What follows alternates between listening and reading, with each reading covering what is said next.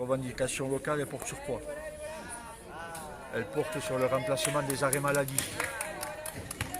Sur des arrêts maladie par des fonctionnaires, par des agents qui sont formés et compétents sur les postes de travail. Ça part aussi sur la mise en place de planning réglementaire pour les agents de régulation du SAMU. Actuellement, il y a des plannings qui ne sont pas réglementaires, qui sont fatigants. Les arrêts maladie ne sont pas remplacés, les gens reviennent perpétuellement, une fatigue s'est installée et là c'est en train de lâcher, quoi. Et ça fait plusieurs semaines, voire mois qu'on alerte la direction, mais rien n'est fait. Il a fallu arriver à ce mouvement pour que ce soit acté. Ensuite, il y a des problèmes, il y a des besoins matériels qui sont pas remplis. On est en manque de brancards, de pieds à perfusion.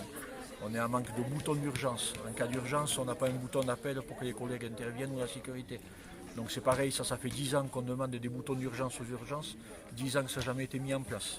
Comme vous le savez, on a la G7 qui arrive au mois d'août, qui sera, donc il y a le contre-sommet qui sera du 19 au 24 août et le sommet sera du 24 août au 26 août, pardon.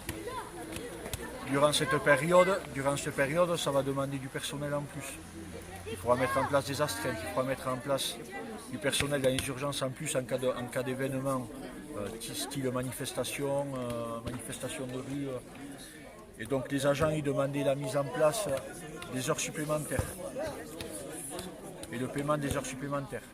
Pour les agents de régulation du SMUR, ils sont entre guillemets assignés pendant 15 jours à ne pas prendre de congé. On leur demande de travailler en 12 heures. Là, il a été demandé une prime exceptionnelle qui soit mise en place pour que ces agents soient rémunérés durant ce sommet. Ensuite, on a beaucoup de contractuels aux urgences. On a des contractuels aux urgences et au niveau de la régulation du SAMU. On demande que les contractuels passent sous statut, qu'ils soient stagiairisés ou titularisés.